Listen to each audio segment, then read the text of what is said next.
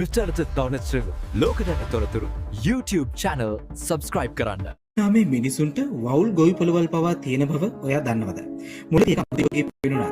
බොහෝ ගොවීන් මේ කාර්යය සිද්ධ කරනවා. ඔවුන් ඒ සඳහා වියලි තල්කොළ මිටි ඇතුළත එල්ලනවා. දහවල් කාලයේදී වවුලන් නිදා සිටියේදී නිහඬව එල්ලී සිටින අතර රාත්‍රියේදී ඔවුන් දඩයම් කිරීමට පියාසර කරනවා. එමගින් ස්වාභාවික පළතුරු වතු සහ කුඹුරු වල පලිබෝධකයන් අඩු වෙනවා. නමුත් ඒ හැම දෙයකටම වඩා මෙහි විශේෂත්වය නම් සෑම පැල්පතකටම යටින් වවුල් මල පහ එකතු කිරීමට විශාල දැල් සකස් කර තිබීමයි. මෙම පොහොරටිය ඉතා වටිනා ගුවානෝ ලෙස හඳුන්වනු ලබන අතර එය බොහෝ විට කෘෂිකර්මාන්තයේ දුඹුරු රත්තරන් ලෙසයි හැඳින්වෙන්නේ.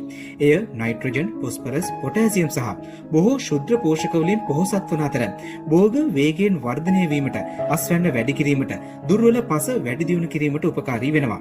මේ නිසා ගොවීන් වවුලන් හරහා ස්වාභාවිකවම පලිබෝධ පාලනයක් කරනවා පමණක් නොව මෙම වටිනා කාබනික පොහොර විකිණීමෙන් ස්ථාවර ආදායමක්ද උපයා ගන්නවා.